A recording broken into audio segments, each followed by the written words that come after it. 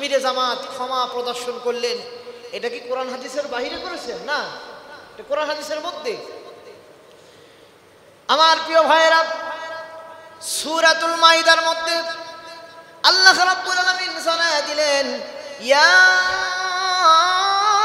আইয়ুহাল্লাযীনা আমানু কুনু কাওয়ামিনা লিল্লাহ।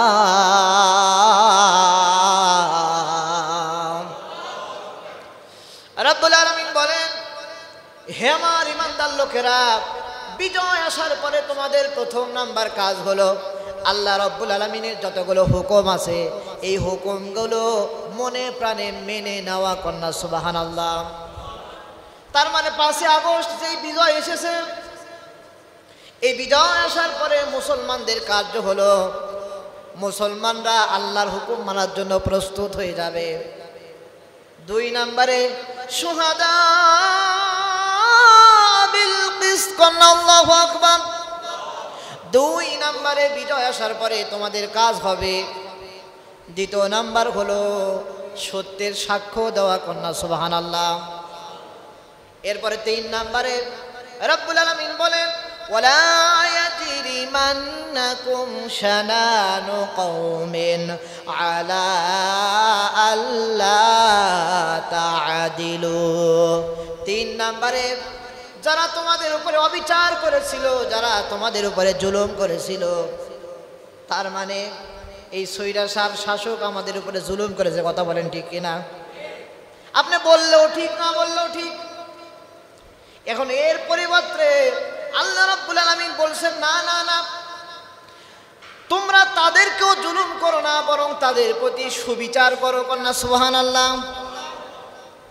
এখন এই কথায় আমিরে জামাত বলেছেন যে যখন তোমাদের উপরে জুলুম করা হয়েছে, আমরা প্রতিশোধ পরায়ণ নয়, বরং আমরা তাদের প্রতি ক্ষমা প্রদর্শন করতে চাই। কিন্তু সবার ক্ষমা তো সবাই করতে পারে না।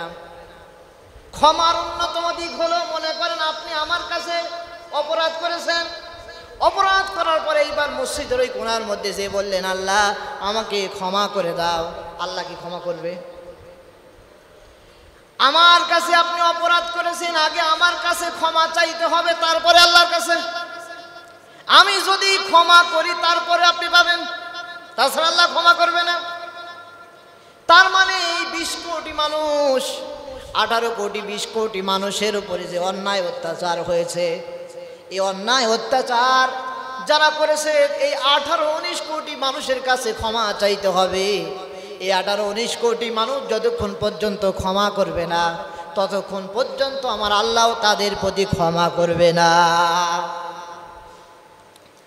আমার প্রিয় ভাইরা, দলগতভাবে তিনি ক্ষমা করেছেন। কেন তিনি ক্ষমা করলেন?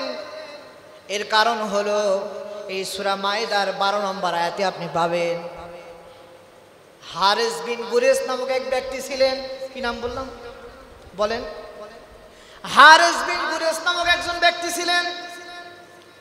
আল্লাহর নবীজি, বিশ্ব নবীজি জনাবে মুহাম্মদুর রাসূলুল্লাহ সাল্লাল্লাহু আলাইহি ওয়াসাল্লাম, তিনি একদিন তরবারিটা গাছের সাথে হেলান দিয়ে বিশ্রাম ফরমাচ্ছিলেন। এমন সময় এই হারিস বিন গুরেস নামক ব্যক্তি এই তরবারিটা হাতে নিয়ে আল্লাহ নবীজির সামনে ধরে নিলেন। নাউজুবিল্লাহ বলেন। আল্লাহ নবীজির সামনে যখন তরবারিটা ধরলেন আর বললেন, ও মুহাম্মদ বিন আব্দুল্লাহ, এই তরবারির হাত থেকে তোমাকে এখন কে বাঁচাবে? সঙ্গে সঙ্গে আল্লাহ নবীজি বললেন, এই তরবারির হাত থেকে আমাকে বাঁচাবেন আল্লাহ। গভীর মনোযোগ। এইবার হারিস বিন গুরেস আবার বললেন, ও মুহাম্মদ, বলো তো বলো, এই তরবারির হাত থেকে তোমাকে কে বাঁচাবে? আবার আমার নবীজি বললেন, এই তরবারির হাত থেকে তিনি বাঁচাবেন, তিনি হলেন আমার আল্লাহ। 3 নম্বরে আবার যখন তিনি বললেন, তৃতীয়বারের মতো যখন তিনি বললেন, ও মুহাম্মদ, বলো তো বলো, এই তরবারির হাত থেকে তোমাকে কে বাঁচাবে? সঙ্গে সঙ্গে আল্লাহ নবীজি বললেন, এই তরবারির হাত থেকে যিনি বাঁচাবেন তিনি হলেন আমার আল্লাহ। এই কথা বলতে দেরি হারেস বিন গুরেসের হাত থেকে তরবারিটা পড়ে গেছে। কন্যা আল্লাহু আকবার। আল্লাহর নবীজি এবার উঠে দাঁড়ালেন। উঠে দাঁড়ানোর পরে সমস্ত সাহাবীদেরকে ডাকলেন। সাহাবীদেরকে ডাকার পরে এই হারেস বিন গুরেসকে আল্লাহ নবীজি হত্যা করেন নাই, বরং এই হারেস বিন গুরেসকে আল্লাহ নবীজি ক্ষমা করে দিয়েছেন। কন্যা সুবহানাল্লাহ। এই কারণে আমিরে জামাত ক্ষমা প্রদর্শন করেছেন। কোন কোন বর্ণনায় পাওয়া যায় আল্লাহ নবীজি বিশ্ব নবীজি জনাবে মুহাম্মদুর রাসূলুল্লাহ সাল্লাল্লাহু আলাইহি ওয়াসাল্লাম তরবারিটা হাতে নিলেন। হাতে নেওয়ার পরে এই হারেস বিন গুরেসকে বললেন, ও হারেস বিন গুরেস রে, বলো তো বলো, এইবার তোমাকে এই তরবারির হাত থেকে কে বাঁচাবে? সঙ্গে সঙ্গে এই কাফের বলে উঠল, ও মুহাম্মদ, যে আল্লাহ এই তরবারির হাত থেকে তোমাকে বাঁচিয়েছে, ওই আল্লাহ এই তরবারির হাত থেকে আমাকে বাঁচাবে। আল্লাহু আকবার। সঙ্গে সঙ্গে আল্লাহ নবীজি সঙ্গে সঙ্গে দাঁড়ায় গেলেন, আর হত্যা করলেন না। কিছু দূর যাওয়ার পরে এইবার আল্লাহ নবীজির হাতে হাত রেখে বললেন, ও মুহাম্মদ, যে ইসলামের মধ্যে এত সুনির্দিষ্ট সম্মান আছে, প্রতিশোধ পরায়ণ নাই, ওই ইসলামের মধ্যে এখনই প্রবেশ করতে চাই। তুমি হাতের মধ্যে হাতটা রেখে আমাকে কালেমা পড়ায় দাও। কন্যা আল্লাহু আকবার। সঙ্গে সঙ্গে মুসলমান হয়ে গিয়েছে। তার মানে হলো আমিরে জামাত ক্ষমা প্রদর্শন করলেন।